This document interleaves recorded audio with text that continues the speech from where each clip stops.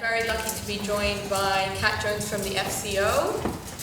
We're going to be having a discussion about cybersecurity opportunities and challenges. We've slightly shaped this session to our liking.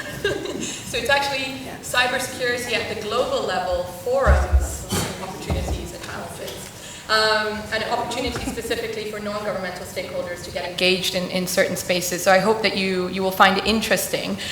And the reason we've done that is the agenda of the UK IGF this year is designed to reflect the themes of the global IGF so that it can directly feed into the global IGF. And we wanted to make sure that in this session we were covering the developments in the global cybersecurity agenda to make sure that that can happen. And so the aim, like I said, is to discuss cybersecurity policy developments at the global level. And although a lot of these, the three spaces we'll be discussing are multilateral in nature in Maine, there are opportunities for non-governmental stakeholders to get engaged. And so we hope that this session will highlight what those are for you as well. So we're doing a global tour. The first stop will be New York and the UN First Committee. And then we'll be discussing the ITU and thirdly the high-level panel of the Secretary General on digital cooperation. And before I start, just to let you know, the format is Kat and I will chat for about 15 minutes and then we'll go to you for questions or points of clarification. Please get your questions ready. We would love to hear from you. So first, like I said, to New York, where the UN First Committee, or the UN General Assembly last December, set up two parallel processes to discuss responsible state behavior in cyberspace. And those processes in large, or in main, have the same mandate. There are a couple differences, but essentially what they're doing is discussing what states should and shouldn't be able to do in cyberspace, to put it very crudely. One of those, a group of government experts, is actually in its sixth iteration because there have been 5 group of governmental experts discussing these issues over the past almost 20 years now. And what they've developed is a consensus that international law does apply in cyberspace and a framework, what's normally called the Responsible State Behavior Framework, which includes some recommendations, voluntary, that states can adopt to ensure peace and security in cyberspace. So now there's a 6th GGE. It's closed. It's member state only. It includes only 25 member states. And it will start its work in December, and it will go on until 2021, hopefully issuing a consensus report but at the end of that period. At the same time, the open-ended working group has been set up, again, to discuss responsible state behavior in cyberspace. It's already had its first meeting in New York in September. The mood around that was quite convivial. I thought it was quite positive. And so there is still a lot to go. we still have 2 of the main meetings coming up in February and July, where the issues relating to how states should behave in cyberspace will be discussed. There's a wide range of issues being discussed there, Kat. So I was wondering whether you can tell us a bit about the UK government's position on or perspectives on these issues and where you think things are going, as well as some of the opportunities for non-government stakeholders to engage. Of course. So hi everybody, I'm Kat Jones, I'm Head of Cyber Diplomacy at the Foreign Office, and that means I have quite a niche job looking at the application of international law in cyberspace. But I'm here to convince you that actually it's not niche at all and you should all get involved and it's really exciting. So let me pitch this to you. So what we do in the UN negotiations that Chantel's described is really there our opportunity to promote the UK's vision for cyberspace. So all those things that we've been talking about today, and Alex gave a very good spiel about the terrible things that we hear about the internet, but what is our positive vision for cyberspace, and why should other countries agree with that vision, and why should they get on board with that? Now, we then, in the course of the negotiations, talk about how that is kind of enshrined in the international legal framework. So it's very important from our point of view to protect that. Really the outcome that we're seeking is that we increase stability between states in terms of how they see cyberspace and how they act in cyberspace, which helps to reduce tensions and gives greater stability, which is really crucial for all stakeholders in terms of if there is activity ongoing which potentially has impacts on users. For instance, you accidentally get randomly targeted, and it turns out that was a state cyber attack that went a bit wrong because it wasn't particularly targeted or proportionate, then that's a really negative impact on your business, on your personal life, on your use of the internet. So increasing stability in that context is what we're all about. There's a few challenges there for us. Not everybody buys into our vision of cyberspace, which may surprise you. The real distinction there is about cybersecurity and how that's about, in our mind, about the security of networks, and information security, which is a term that's used often instead of cybersecurity by certain countries, because that brings in the ability to control content online.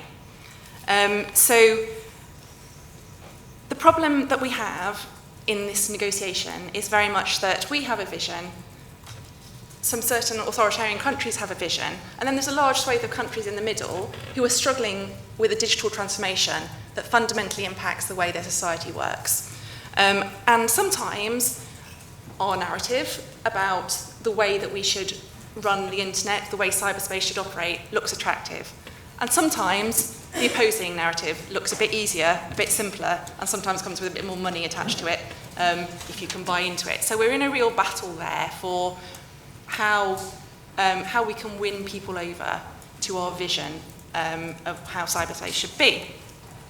And of course, negotiations in any UN scenario are actually about values and geopolitics. So it doesn't matter, you think you're talking about technology, but actually what you're talking about is the real values that are ingrained in a country's national position, whether that be on technology, whether that be on aid, whether that be on, digital development, whatever it is. It's actually about the values that country brings to the international negotiations. So that's where we have a few challenges. Mm-hmm. What I think is really fundamental to this audience is very much that, as well as impacting on all of you and the framework that you guys are living within, we spent a lot of time last year in negotiations arguing very much for the multi-stakeholder model. Now, you'll know the UN is a state-to-state body, and they have not traditionally been brilliant at bringing in stakeholders into that discussion. We spent 3 weeks last year locked in a basement in New York, about 20 hours a day, fighting for the right for you guys to actually put into this conversation. And so from the 2nd to the 4th of December, there is a session in New York which companies, industry, civil society and academia can all apply to attend, where you can share your views on this issue. Now, I'm really keen to see as many as possible of you do that. You can make submissions in writing, you can attend in person, you need to apply for accreditation through the process and get yourselves there. I'm really keen for you to do that. I spend a lot of time, as I said, last year we spent 3 weeks arguing this one point about how important it is that you guys have a voice in these discussions. It was a long, hard fight. We've got that possibility now, so I can only really encourage you to take that up. Great, thank you so much, Kat. And if you want more information on how to get involved, there is the website of the UN Office of Disarmament Affairs, or ODA, which includes the information about applying for that session in December, and a shameless plug for GPD's Information Hub, which contains that information, but also more capacity building tools, which explains the relevance of these issues for human rights, for example, and also the role that we all have to play as stakeholders in preserving security of the internet. And there are a number of recommendations that have come out of the previous GGEs that are directly relevant to non-government stakeholders, whether it's threat sharing or whether it's implementing norms around capacity building, and there's even a norm on human rights. There is a wide range of issues that are being discussed and recommendations that need to be implemented by non-government stakeholders. So please do, at the very least, I guess, visit split these resources. And I think you've also made a great case, Kat, for why we should get involved, because these issues are obviously, when it comes to whether a state should be able to hack another state during peacetime, or what is critical infrastructure, etc., these are really important issues. And if they become shaped solely by geopolitical tensions or agendas, then I think we all lose out. And one of the things that non-government stakeholders can do, whether it's industry or civil society, academia, is remind the people in the room that this is about more than their relationship with another state. It's actually about our everyday lives. So hopefully that's made the case for the... I look forward to hearing from lots of you. For heading off to New York. Now we're going from New York to Geneva, where the ITU is based. And there... yes.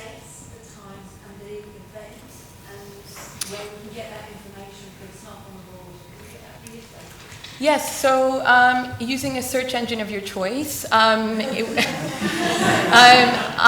if you type in UNODA ICT security, you'll be taken to the website, which includes all the information.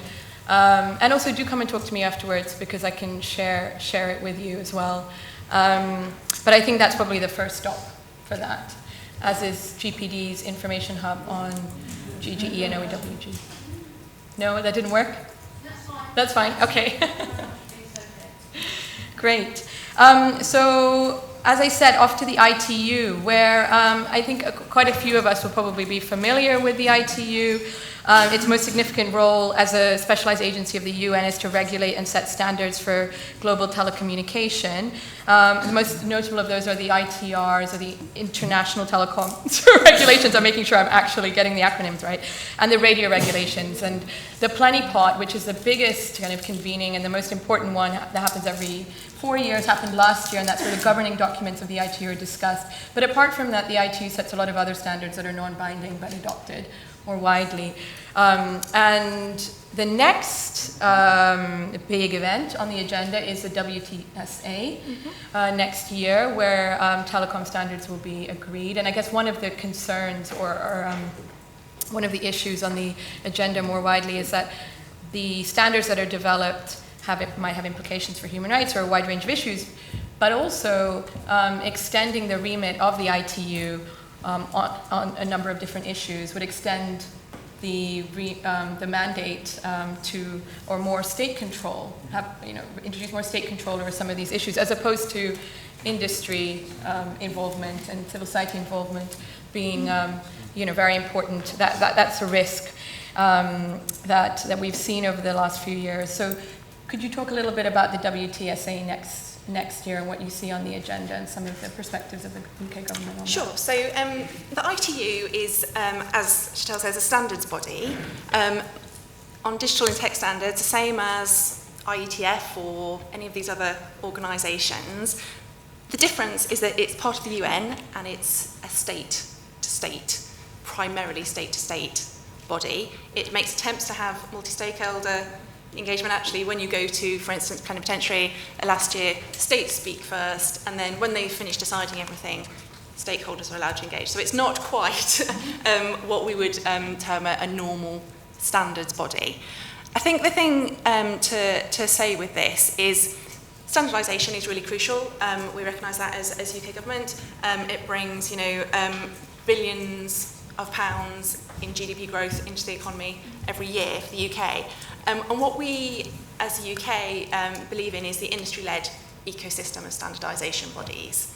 The ITU is not part of the industry-led ecosystem, as I've said. However, it brings a real challenge to us. It has a remit within the UN to do some work.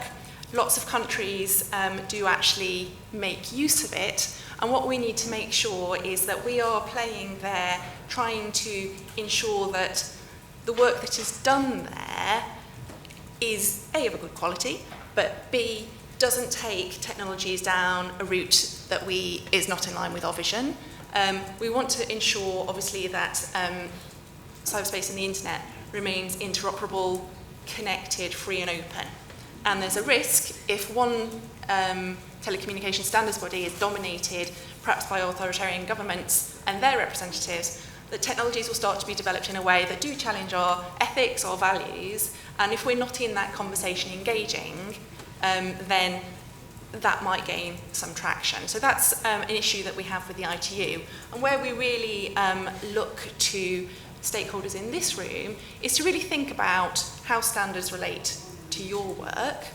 Do you, whether or not you engage currently in standards work, do you rely on the industry-led standards system?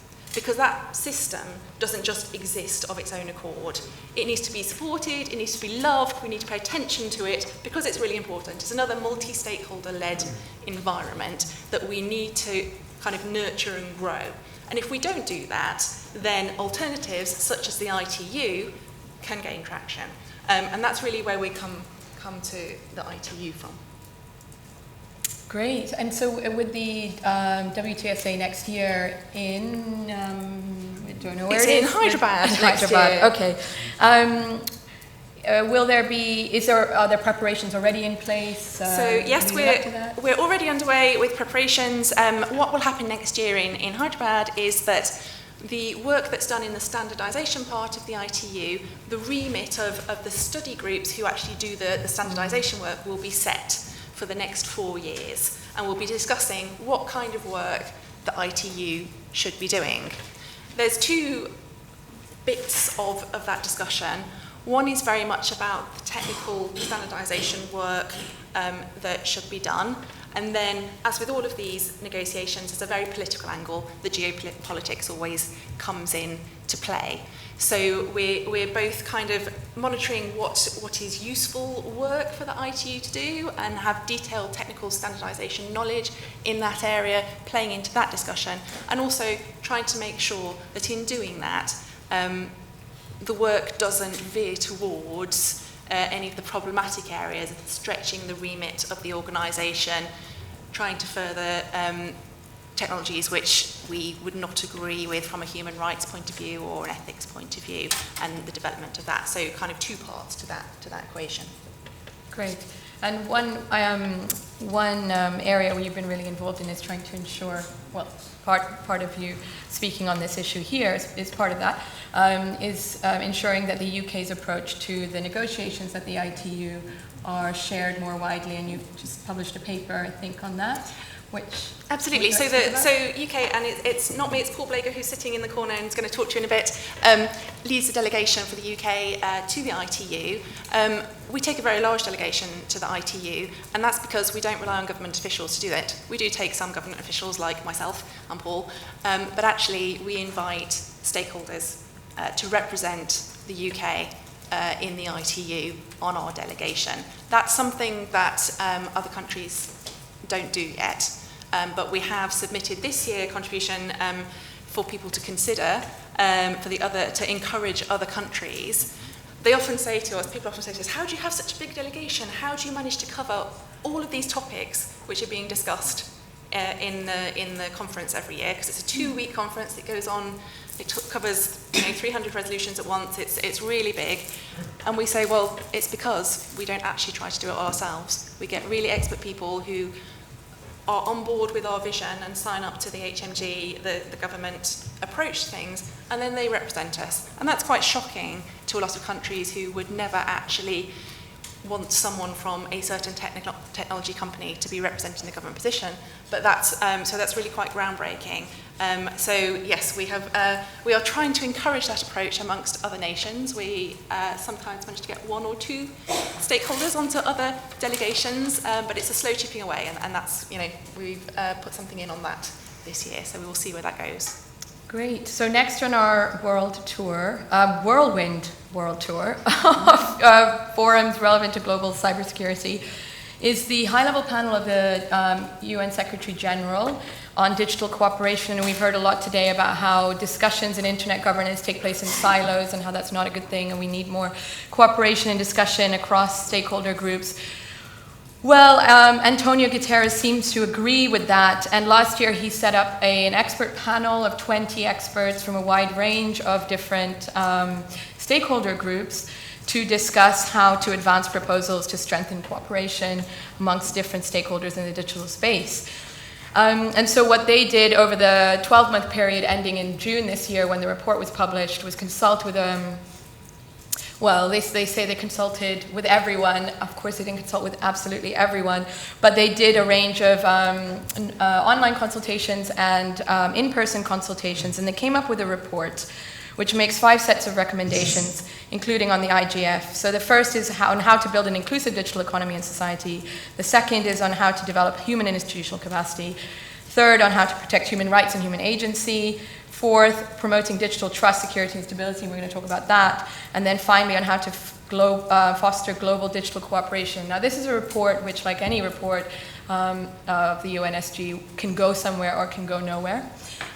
It is being discussed quite widely. There at Eurodig this summer, there were a range of inputs or reflections that were shared with the community and published on the website. The IGF has been holding a consultation on the recommendations of the high-level panel because it directly implicates the IGF and its future, potentially, if people want to take forward the recommendations that stakeholders want to. So there's a lot there to grapple with. I think it's about 50 pages, this report. One of the things that it suggests is the development of a global commitment on digital trust and security to quote, shape a shared vision, identify attributes of digital stability, elucidate and strengthen the implementation of norms for responsible use of technology, and propose priorities for action.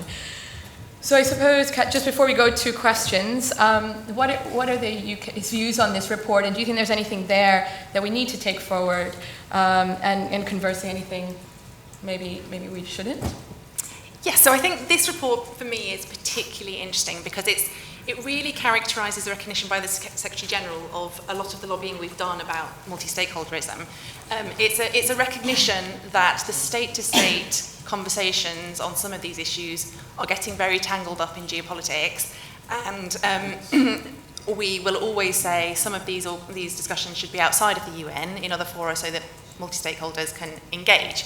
And what is coming through the report is an appetite within the UN to recognise that, at least at the Secretary General's level, and consider not making, obviously, the UN something that it isn't, but how does it include stakeholders more inclusively on some of these issues. And so a lot of the report we support in terms of it's about digital inclusion, it's about addressing digital transformation in line with sustainable development goals for the UN. Those are really crucial things that we support, and there's a lot of good in it.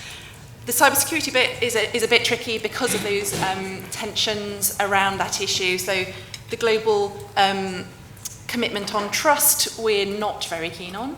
I can be honest, I have a little flag that sits in my desk in the office, and whenever we're talking policy, it kind of comes out, and whenever anybody says something that might lead to a treaty in the UN on cyberspace, it kind of goes, bloop, and everybody's like, oh, we're back in the treaty land again. There's a real concern about if a treaty was to be developed in this area, whether that would roll back a lot of the rights that are enshrined in the UN Charter, particularly in terms of freedom of speech, freedom of expression, and all of those kind of things. So my little flag comes up for the global commitment. It also, there's an interesting recommendation in there about digital help desks, where countries that are struggling with digital transformation can go to the UN and seek some help with their digital transformation. And it's not really clear to me what that would involve. And indeed, certainly if I want to transform my network or build a secure network in my country, I'm not sure the UN is the place that I really want to go to get that advice. So there's a few concerns there on cybersecurity, but broadly, there is an effort here to think about multi-stakeholderism, and I think Paul will probably talk a bit more about the IGF specific recommendations in a bit. Okay, great. So just been reminded, we only have about 5 minutes left. I think on the high-level panel report, it's important to remember that the consultations are ongoing, and it's worth reading and seeing, I think, what is good in there, what you can use potentially and refer to. It is a high-level report, and like you said, Kat, there's a lot of good language in there in terms of the need for a multi-stakeholder approach and the need for cooperation. So it could be a very good reference. And then there's some concrete recommendations, more than those that we've discussed, that require, I think, some scrutiny and conversation. So while encouraging you to read that, hopefully we have created some interest on some of these issues. There's been a lot of talk about geopolitics and the relevance of these high-level discussions for kind of everyday development of the technologies that we're discussing here. Do you have any questions? Yes, please. Well, I'll take, please indicate if you have a question so that I can come to you after. Well, thank you. My name is Subhas. You talk about negotiation and geopolitical things, right? Especially in terms of UN-Office ID Society and Geneva Convention. What are the terms of negotiation on which are we negotiating, and can you just elaborate more? Certainly. So what we're discussing at the moment in this committee is very much how states should act in cyberspace, and that's very much driven by tensions between originally US and Russia about how technology might be used in terms of militarization. And so one of the approaches you could do is you could take, so international law, our position in the UK is that international law as it exists now applies in cyberspace as it does on land, on sea. So if you were to go to war in cyberspace, you'd be under the same international legal framework that you are if you went to war on the sea. That's contended by Russia and China and various other countries who don't agree with that. Because we got a bit stuck in that conversation, we then started talking about norms of behaviour. So without going into international law and renegotiating that, what does good behaviour look like? And there are 11 UN norms that states should abide by when they are acting in cyberspace, when they're using those capabilities for governmental purposes. And then there's some conversation about confidence building measures.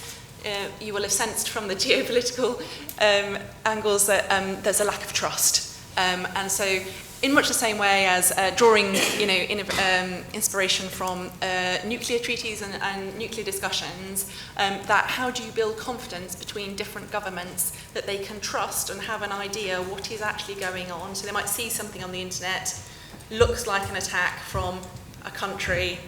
Is it actually? Is it something actually totally innocent? How do you know, and how can we build that trust between countries? So broadly, those are the topics. Then there's additionally capacity building, because it's quite difficult at this stage for anyone other than a few countries to have a really in-depth analysis of this area. So how do we support other countries who might not have that expertise to build that expertise and engage in the conversations? Great. I think we have time for one more question, and then unfortunately we'll have to close, but obviously there's a reception and there's the rest of our lives really to discuss this. Thank you. Hi there. You mentioned about the law applying on land and sea and on the internet. How is the Foreign Office handling things like that came up earlier, like DNS over HTTP, where potentially controls being taken away from UK ISPs where they're under UK law enforcement, and the DNS resolution policies are being outsourced to other countries, and less are people and law enforcement in the UK able to monitor what UK citizens are doing online or help them to obey these laws that are supposed to apply online to them? So I have the joyful position of being able to say that's not my problem because it's the digital policy department at DCMS. However, more than that, we do take an interest from the Foreign Office in that issue. We take an interest very much from the ethics and values point of view, and also in terms of our international, making sure that our domestic and international approaches align. So you can't, for instance, go around telling everybody that you can't regulate this area because of this value that we hold, and then in the UK go and regulate this area. That doesn't look very good. You've kind of duplicated that. So we have to align our domestic digital policy with our international aims and be able to ensure that they are coherent and explain that join up. And so we work really closely with DCMS in terms of making sure that we're considering those issues and that we are building in those ethics, those values, and that element of what's required for national security purposes or serious and organised crime purposes. Is that a consideration that's in there as well? But I am able to say you need to quiz Paul Blaker. You need to quiz Paul Blaker. sure he'll be grateful for that. So unfortunately we have to end there, but I think that was a good way to conclude, making that point about the connections between these different issues and the national work and domestic and then the global, and how they're just inseparable. And hopefully we will be able to speak afterwards about some of the opportunities, ongoing opportunities to engage in these spaces and the importance of doing so. So with that, please join me in thanking for your